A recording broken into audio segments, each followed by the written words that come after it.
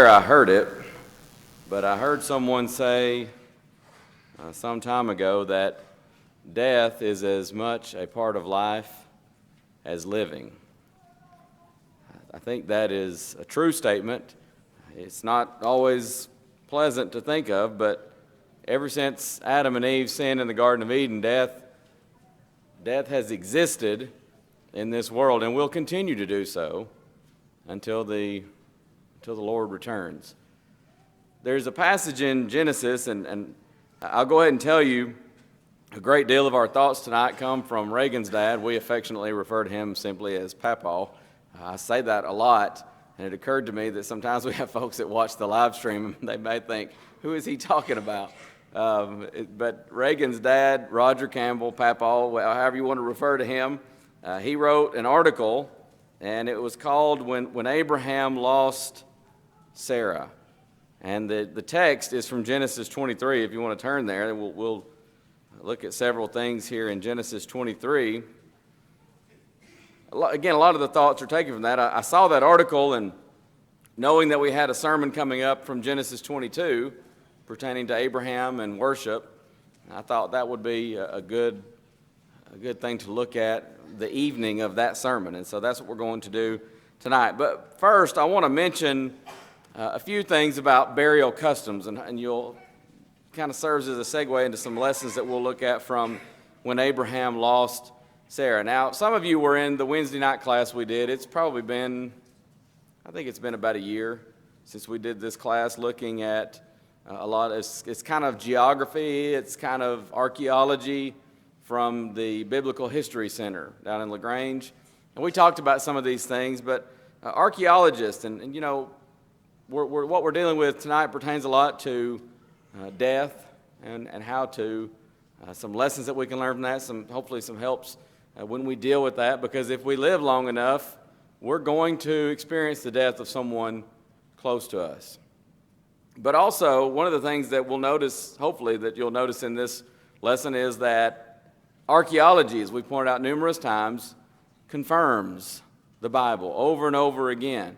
Archaeologists do these digs, these finds, and they find that it confirms, it verifies, it agrees with what the Bible has said all along.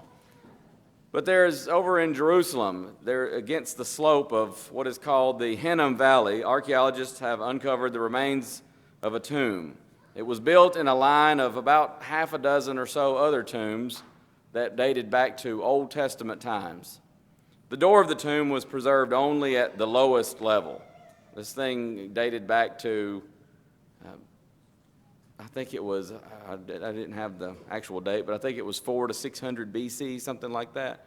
So you're talking incredibly old. In fact, it's amazing that it was even preserved as it was. What had happened was there was a subsequent road project, and they dug into the tomb facade, and they only left the back wall and a small portion of the roof standing. And I'm no expert in archaeology, but I've read enough to understand just a smidgen, as my mom would say. Somehow over time, these layers form, and it's just, that's why you hear them talk about archaeological digs. And sometimes they're digging, they're working on something, and they don't even know, like this road project, they don't know a tomb is there. Nobody knows. It's just been lost over time, hundreds of years, and now they dig it. Whoa, they find something. Wait a minute. And somebody realizes, hey, this is something very old. Maybe even somebody realizes this is a bone. This is a human bone. So they stop everything. They'll bring in archaeologists, and they begin to dig, and they begin to uncover. And that's what happened with this tomb. And they began to realize, whoa, this is one of about a half dozen other tombs. The others had been destroyed, maybe by a road project, we're not really told, but maybe by something else. The repository of the tomb, if that doesn't make sense, just hold on and you'll see it in the pictures. The repository of the tomb was remarkably unrobbed. There were two things amazing here. Number one, it was preserved as well as it was. Number two, that there was even anything in there, because people who find these things tend to burglarize them. People would rob tombs and things like that. But what had happened on this one, the roof had partially collapsed onto the skeletons and onto the artifacts, and it made it just look like an empty stone floor. The way it collapsed, it just, instead of breaking into a bunch of pieces, it was almost like the slab just kind of collapsed downward. And so when most people saw that without looking very closely, it just looked like a collapsed stone floor. And so people pretty much left it alone. The robbers tended to leave that alone. There were dozens of burials within this tomb, hundreds of pottery vessels, a lot of jewelry, pieces of amber and semi-precious stones and things like that. It was built much like the floor plan of a 4-room Israelite house. And putting some of this together with the Bible, we learn something about burial customs and burial ideas and how the Jews, with their monotheistic worldview, that correct view of God and the world, how it shaped their view of the afterlife. But you'll see, here is the original site. And again, some of you may remember this from the Wednesday night class. I apologize. I hope you'll just bear with me for a little bit because I know not everybody was in here, so I want to do some explanation. You can just see barely where head rests. And again, you see that here's a headrest here. Here's a headrest up here.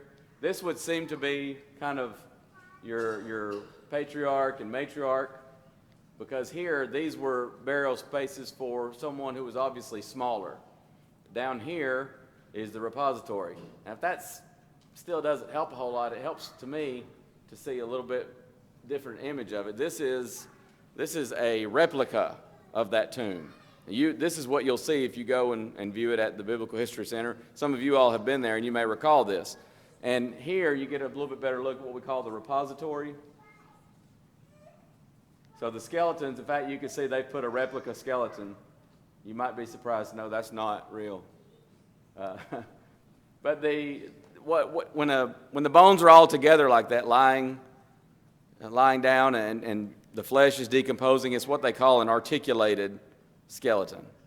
And when the body has fully decomposed, and I mean not to be too graphic, but I'm talking flesh, tendons, ligaments, everything. The bones don't remain together, and they'll fall flat, and even much smaller once you get. In New Testament times, they'll begin putting them in boxes called ossuaries. Some people would bury the whole body. Sometimes they would take a disarticulated skeleton and put it into a box called an ossuary. But here, what they would do is, if you have so many people die and this place is full, then eventually those disarticulated skeletons will move from up here. They'll separate the bones and just bring them down here. And that's where they would remain. And so you would have generations of a family buried within the same tomb. You see some of this play out in Genesis 23. You find out here Sarah's 127 years old. These are the years of the life of Sarah. She dies there in Kirjath Arba, the same as Hebron, in the land of Canaan. So Abraham came to mourn for Sarah and to weep for her. And so he stood up from before his dead and spake unto the sons of Heth, saying, I'm a stranger and a sojourner with you. Give me a possession of a burying place with you, that I may bury my dead out of my sight. The children of Heth answered Abraham, saying unto him, Hear us, my Lord, thou art a mighty prince among us. In the choice of our sepulchres bury thy dead. None of us shall withhold from thee his sepulchre, but that thou mayest bury thy dead. So Abraham stands up, he bows himself, he communed with them.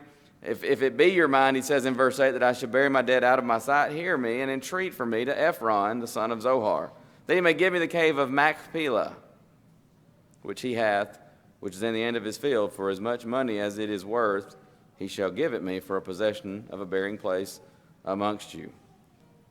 So basically, you get down to verse 11, they say, Nay, my Lord, hear me, the field give I thee, and the cave that is therein, I give it thee.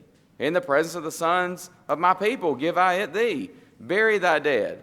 They're being nice. They're saying, hey, look, no need to pay for this. And they're they understand. He's in a time of grief and sorrow, and they're friends. They have good relationships. So he says, just take it. And Abraham, you see again a little bit of that sacrifice principle we talked about this morning. We talked about it in the context of worship, but he doesn't want this for free. He says, no, I'm going to pay you for this. And so he says, I'm going to pay for it. Verse 15, Ephron says, well, it's worth 400 shekels. Well, what is that between us, betwixt me and thee, the King James says. Bury therefore thy dead.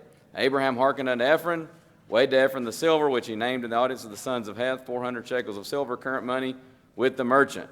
And so the field of Ephron is purchased, and the cave that was therein, the field, the cave, and all the trees. And it's sold to Abraham, verse 18, for a possession in the presence of the children of Heth, before all that went in at the gate of his city.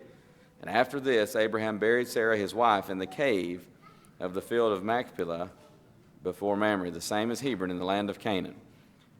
We don't know, we can't say with any certainty it would have been exactly like this, but it might very well have been something like this that Abraham would have made for a family burial plot. What we do know from Genesis 25, verse 9, Abraham, when he died, his sons took him and they buried him there. He's buried in the cave of Machpelah. We know from Genesis 49, verse 31, that Isaac is buried there, and so is Rebekah. We also know that Leah was buried there, because in Genesis 49:31 it's Jacob speaking, and he says, there I buried Leah also.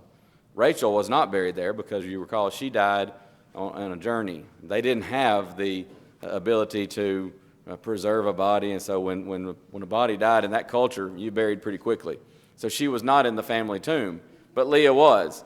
And in Genesis chapter 50, verse 13, you find out Jacob is buried there as well.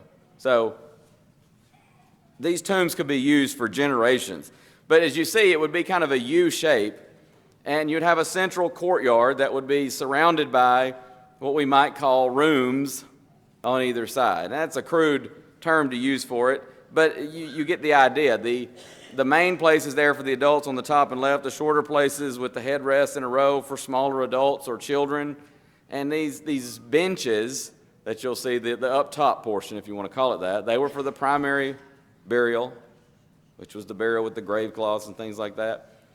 And so the body would lie there until the flesh decomposed. Psalm 49, verse 14, he says, like sheep they are laid in the grave, death shall feed on them. It's the idea of feeding on the flesh. When the flesh would decompose, they would often use this metaphor of death feeding on the flesh.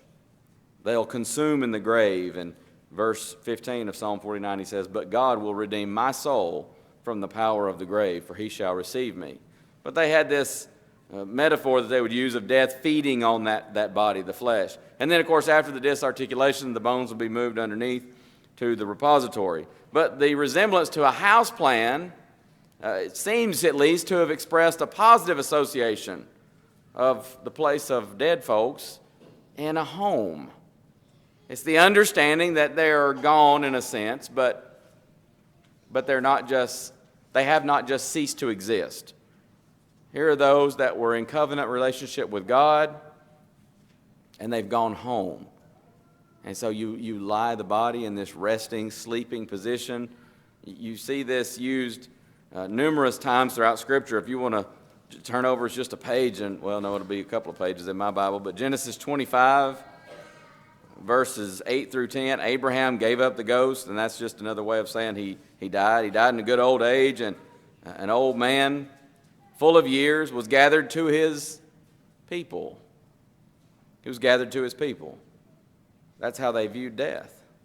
His sons Isaac and Ishmael buried him in the cave of Machpelah in the field of Ephron, the son of Zohar, the Hittite, which is before Mamre.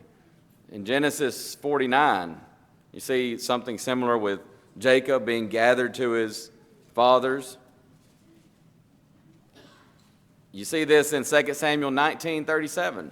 David is offering for Barzillai, the Gileadite, to come over with him. And he's been so nice to David. David had to, you recall, flee from Jerusalem because of the rebellion of Absalom.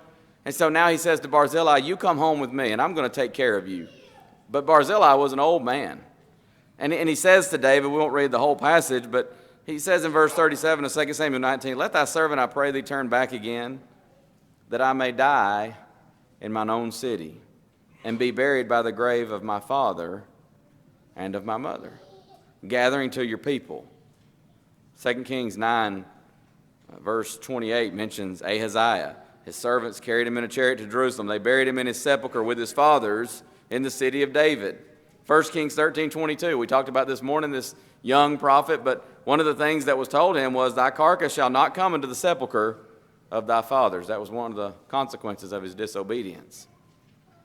The headrest here in these tombs may very well indicate sleep, which was a common metaphor for death. You see this used a lot in Old Testament Scripture, Psalm 13, verse 3. Consider and hear me, O Lord my God, lighten mine eyes, lest I sleep the sleep of death. John 11 through 14, Jesus goes to help Lazarus, and he's talking to his apostles, and he says to them, our friend Lazarus sleepeth, but I go that I may awake him out of sleep. And so his disciples say, well, Lord, if he's sleeping, he'll do well. In other words, if he's sleeping, maybe that's good. Maybe that's helping him get better, rest. And we often tell people, you need to rest so you can try to get better. But the text tells us Jesus spake of his death. They thought he had spoken of taking rest and sleep. You recall that's a theme in the book of John. Jesus will say something metaphorically, spiritually, and the people, whoever to whom he's speaking, they tend to take it literally. So Jesus finally in verse 14 of John 11 says to them plainly, Lazarus is dead. Did you see that term, sleep, used a lot? Acts 7 verse 60, you recall Stephen? One of the last things he said, Lord, lay not this sin to their charge. And the text says when he had said this, he fell asleep. Well, I think we all understand he didn't just lie down for a nap. He died. It's a metaphor there for death. 1 Corinthians 15:18, they which also are fallen asleep in Christ are perished, Paul says, if there is no resurrection. Verse 51, he says, behold, I show you a mystery. We shall not all sleep, but we shall all be changed. So sleep. And this phrase, of course, gathered to your fathers, seems to be indicative of moving the bones down there to the repository. By the way, I don't think I showed this one, but this is that actual Kedef Hinnom tomb. And you see some folks that were visiting the site, and they laid so you can see actually how the bodies would have been placed. I don't know that I would want to do that, but whatever, to each his own. But they were just kind of showing for a picture to how that would have been, how the bodies would have been placed. But you see this phrase, gathered to his fathers, used a lot in Scripture as well. You see Genesis 25, verse 8, we just read that Abraham was gathered to his people. Deuteronomy 31, verse 16, God tells Moses, you're going to sleep with your fathers, and this people will rise up, God says, and they're going to forsake me. After you're long gone, Moses, you're going to go and you're going to be resting with your fathers. So it's a reference there to his death and his burial. 2 Kings 22, verse 20, Josiah was told, behold, therefore, I will gather thee into thy fathers, and thou shalt be gathered into thy grave in peace. God tells Josiah that because he feared God. It was also not uncommon, by the way, to remove the bones at some point to a more permanent place of burial sometime later. You recall this happened with the bones of Joseph. Joseph gave them a charge. He says, you take my bones when God remembers his people, when God comes and he delivers you out of Egypt. Things were going well for them when Joseph died, you recall, in Egypt. But Joseph, he's prophesying that. He knew that it had been prophesied before. And he says, when you leave Egypt, take my bones with you. And of course, Saul, King Saul, David had his bones moved and given what we would call a proper burial. But over and over again throughout the Bible, we see these references that line up exactly with what archaeologists have found. And you see how death was, as the expression goes, death was as much a part of their lives as living. It was as much a part of their lives as it is for us now. Thousands of years have passed, and yet we still deal with this old foe that we call death. But we know we can have victory over death. But what about when Abraham lost Sarah? There are several things we can observe from when Abraham lost Sarah. These are all coming from Genesis chapter 23. Again, by way of reminder, that's where all of these points come from. But when Abraham lost Sarah, notice just a few things here. When he lost Sarah, number one, he lost his devoted companion.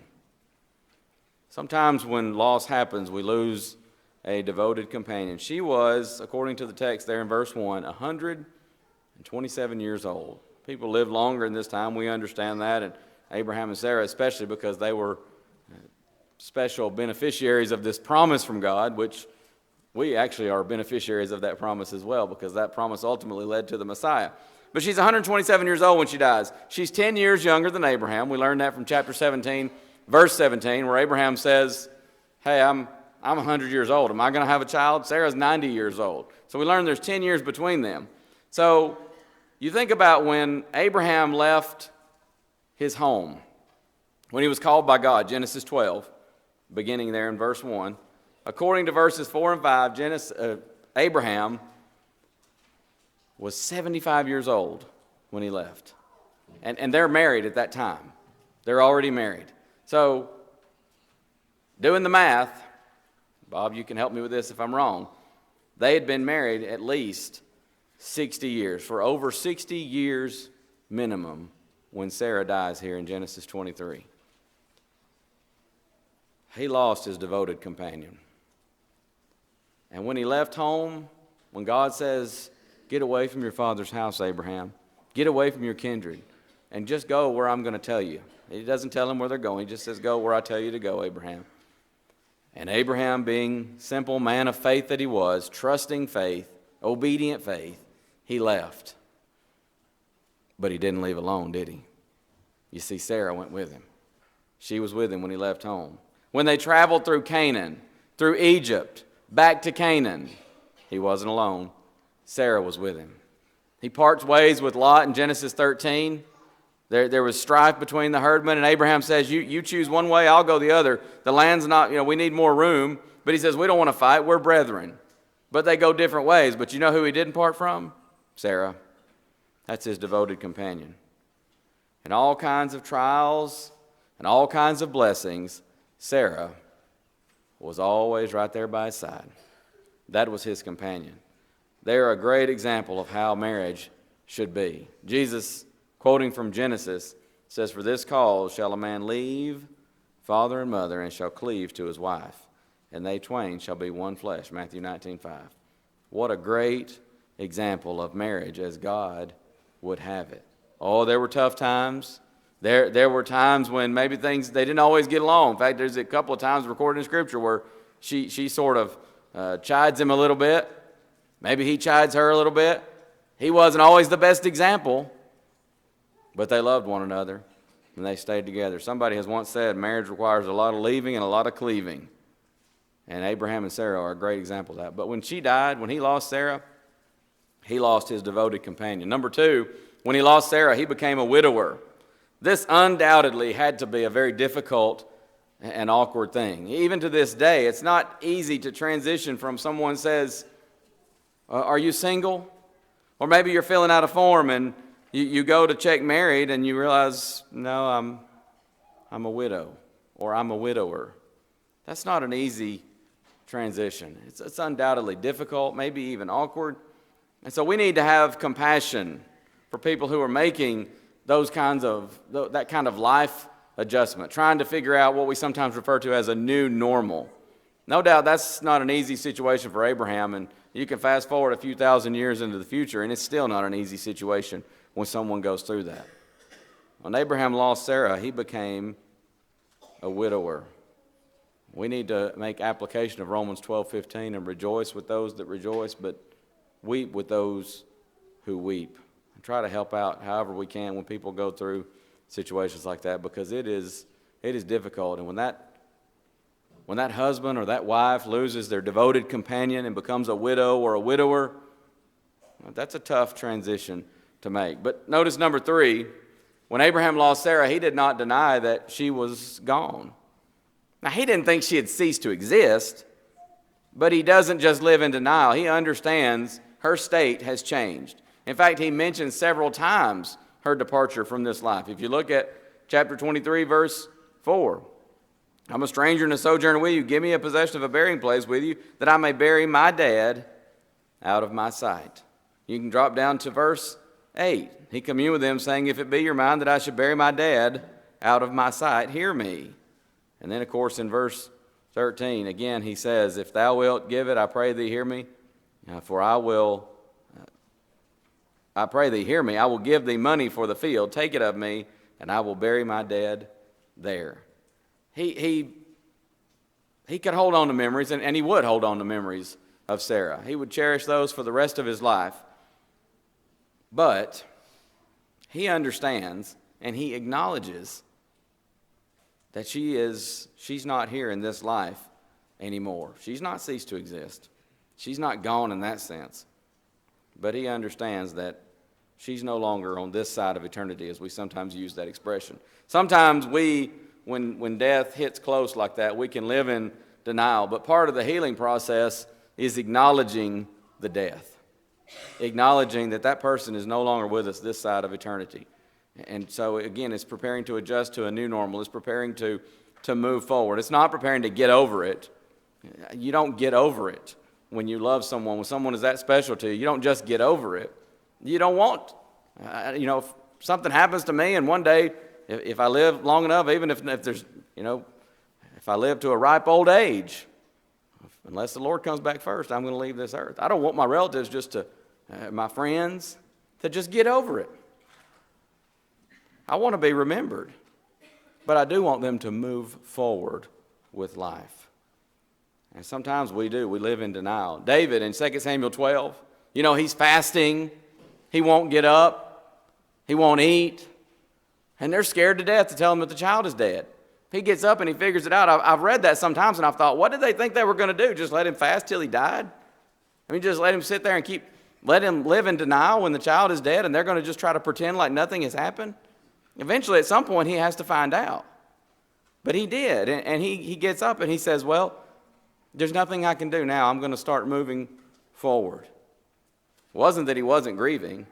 He's just beginning the healing process. It says it's time to work on moving forward. Not always easy, but certainly is essential. Notice next, when Abraham lost Sarah, he was sad. Verse 2, he came to mourn for Sarah and to weep for her. Grief over the loss of someone so close to us is natural, and especially when this is a spouse of 60 plus years. It's natural to grieve when someone we care about leaves this life. And listen, we've talked about this some recently. I don't want to belabor this point, but there's no book, chapter, and verse for grieving. Some folks will cry and cry and cry when they're grieving until they just feel like they can't cry anymore. Some folks may not shed a tear. The important thing is that we work through the grieving process. You don't want to bottle it all up, but just because someone is not crying doesn't mean someone is not grieving. There's no book, chapter, and verse for how to grieve. How an individual deals with a devastating loss is just that. It's individual. It's personal. And as long as there's no sin involved, then how an individual grieves and how long a person grieves, and even how long or if they visibly show that grief, that's a personal matter. But what we need to understand is when we're hurting is that God offers help. He offers help for the hurting. 1 Peter 5:7, casting all your care upon him, for he careth for you. And 2 Corinthians 4:17, beginning there on into chapter 5, verse 1, he says, for our light affliction, which is but for a moment, worketh for us a far more exceeding and eternal weight of glory. And he says, while we look not at the things which are seen, but at the things which are unseen. For the things which are seen are temporal, but the things which are not seen are eternal. And then he says in chapter 5, verse 1, for we know that if our earthly house of this tabernacle were destroyed, we have a building of God, and house not made with hands, eternal in the heavens. If this body is destroyed, and one day it will be, but I have a house up there that's not ever going to be susceptible to being hurt, decaying, or destroyed. We need to understand God offers help for the hurting. He says, I will never leave you nor forsake you, Hebrews 13:5. Abraham was sad, but he understood God offered help for the hurting. In 1 Thessalonians chapter 4, verses 13 through 18, Paul gives a special comfort here to those who lose loved ones that are in Christ. He says, I don't want you to sorrow like others who have no hope. He says, we'll see them again. If we are faithful and our loved ones who have left this life, they were faithful in the Lord, we're going to see them again. And he says, you don't have to sorrow. He doesn't say don't sorrow. That's natural. That's part of the process of losing someone, grieving. He doesn't say don't grieve. He just says don't grieve as others who have no hope. When Abraham lost Sarah, he was sad. Next, when Abraham lost Sarah, he made plans to bury her quickly. Look at verse 4. Again, I'm a stranger and a sojourner with you. Give me a possession of a burying place with you, that I may bury my dead out of my sight. He also, according to verse 19, picked out the place to bury her, this cave there in Machpelah. He understood, it would seem, the truth that, a funeral, and it may not necessarily be a funeral, it may be some kind of memorial service, something associated with the burial, or, again, it might be cremation. There's no book, chapter, and verse on that either, by the way, as far as whether a body is buried or cremated, but something associated with that is part of this process of, sometimes we use the term closure. It's being able to say goodbye and begin the process of moving forward. You think back to those burial customs we talked about earlier. When a loved one has gone home, isn't that a lot easier to move forward? In Childersburg, I remember several times some of our members died when I was there as the preacher, and the lady that took, the sister that did the sign, she would almost always put out there, when one of our members died, our faithful members, she would put on the church sign, gone home, and then she would put the brother or the sister's name. I love that. It's an understanding that just like with Sarah, yes, she's gone from this life, but where is she gone? She's not just gone, she's gone home. And so what a way to think about death. When you think about those burial customs and that tomb being shaped like a typical 4-bedroom house, you're laying your loved one to rest, and in that metaphorical sense, you're saying, okay, we're taking her home. She's going home. Even when a person is not right with God, when that loved one is not right with God, the closure can help us to carry on and to begin moving forward with our lives. Next, when Abraham lost Sarah, he referred to himself as a foreigner and a visitor. That's the way the New King James puts it in verse 4. This is important. He refers to himself as a foreigner and a visitor in the land of Canaan. But I think he understands he's a foreigner and a visitor in the earth, on the earth as well. You see, every death reminds us this world, this earth, it's not home. Every time there's a death. I'll tell you, even, as a preacher, I'm associated with funerals quite a bit. Even when it's someone that I may not know very well. Every time I sit in a funeral, I sit there and I'm reminded, I contemplate the fact this world is not home. And especially when death hits close, it reminds us this is not home. All of us are strangers and sojourners here, as the King James puts it there in verse 4. 1 Peter 2:11, Peter, he says, "Dearly beloved, I beseech you as strangers and pilgrims, stay away or abstain from fleshly lusts, which war against the soul." Strangers and pilgrims. We're all strangers and pilgrims here. And this alone ought to cause us to do some serious reflecting. Again, every time I'm at a funeral, every time I'm associated with a funeral, I think about this world is not home, but I also it makes me think about my own spiritual state. Because as Jesus said, what does a man profit if he should gain the whole world and lose his own soul? And what is so pitiable with so many people today is they will make meticulous plans for a funeral, sometimes years in advance. When I was at GBN, I was working with Jim Dearman, and one day Jim was telling me, I don't even know how this came up, but he's telling me how he's got his funeral all planned out. I mean, he had been to the funeral home. It was paid for. And he said he's paid for the casket, the grave opening, the grave closing. I mean, he's got it all laid out. He's got the songs picked out he wants led at his funeral, everything. I said, Jim, are you okay?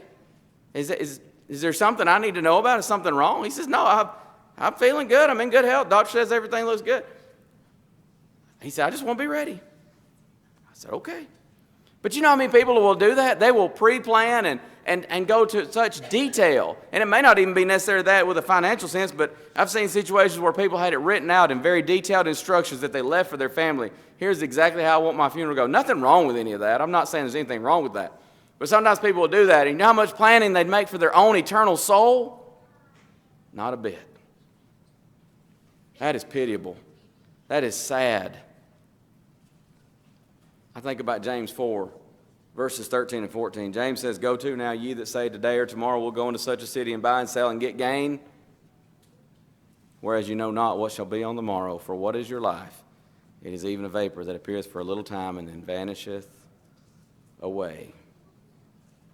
We spend so much time planning. How much time do I spend planning for eternity? Abraham understood he was a foreigner and a visitor. In the land of Canaan, yes, but on this earth also. I wonder, do we make sure we remember that?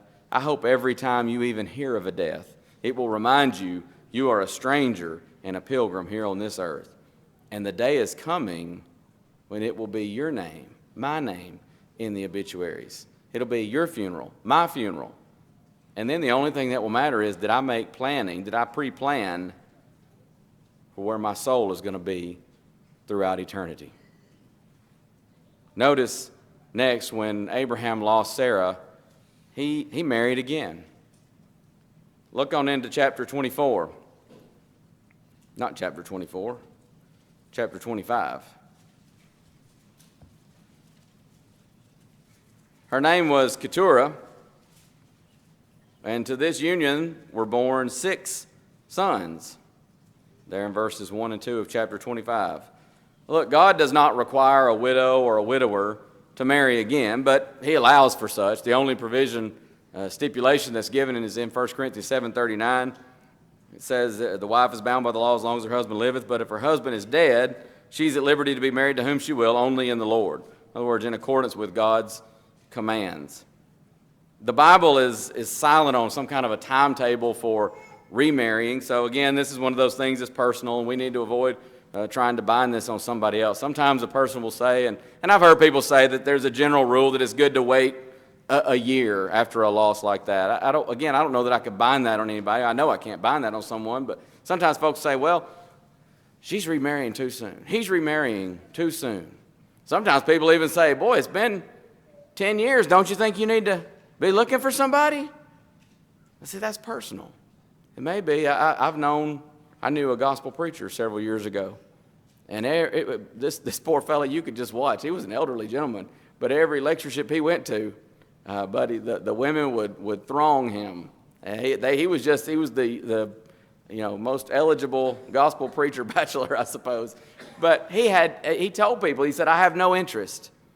He lost his first wife, and he said, I was just so in love with her, and he said, I have no interest in even dating again. Other people, they say they love their first spouse so much that when they lose their spouse, they're just so miserable because they miss them so bad. And they say, I need companionship. That's personal. We can't bind that on somebody else. But when Abraham lost Sarah, he married again. And finally, when Abraham lost Sarah, he stayed faithful. This really is the bottom line. He stayed faithful. There is no indication he became bitter with God or that he cursed God. You know, Job's wife told him, you still retain your integrity? Just curse God and die. That's how some folks do. I've seen Christians that became so embittered and so angry that they would curse God, literally. Job didn't do that. Abraham didn't do that. Abraham stayed faithful. But here's the thing. He lost his wife. He didn't lose his faith. He didn't lose his commitment to the Almighty. And you and I, even when we're hurting, we need to put our faith, our trust in God. Job says in Job 13:15, though he slay me, yet will I trust in him. He didn't understand this was Satan doing this, not God, but he still says, even if he slays me, I'll trust in him. God is our refuge and strength, the very present help in trouble. Psalm 46, verse 1. When Abraham lost Sarah, he lost so much. And yet, he stayed faithful to the Lord. He understood God offers help for the hurting. Hebrews 9:27 tells us it's appointed unto men once to die, and after this the judgment. In that sense, I suppose it is fair and accurate to say death is just as much a part of life as is living. But the question is, where do I stand with God? What if I left this life? You see, as we said there in James 4:14, we don't know. We don't know what's going to happen tonight, tomorrow, or the next day. And so the question we're always asking, and that's why we ask that question at the end of sermons, because it is so important. Again, we make so many plans for when we're leaving this life in the physical sense, funerals and such. How much planning do we make spiritually for when we leave this life? It's appointed unto men once to die, and after this, the judgment. So the question becomes, am I ready for the judgment? You can die to sin, be buried in a watery grave of baptism, and you can be raised to walk in newness of life. And then when you die physically and leave this earth, that won't be the end. You'll have that home in heaven. Maybe as a child of God, you're not where you need to be, or maybe you need prayers for strength. We're all going to leave this life. We don't have a choice about that. But we do have a choice as to how we leave, right with God or not right with God. If we can help you in any way in getting right with God, staying right with God, won't you come as we stand and sing?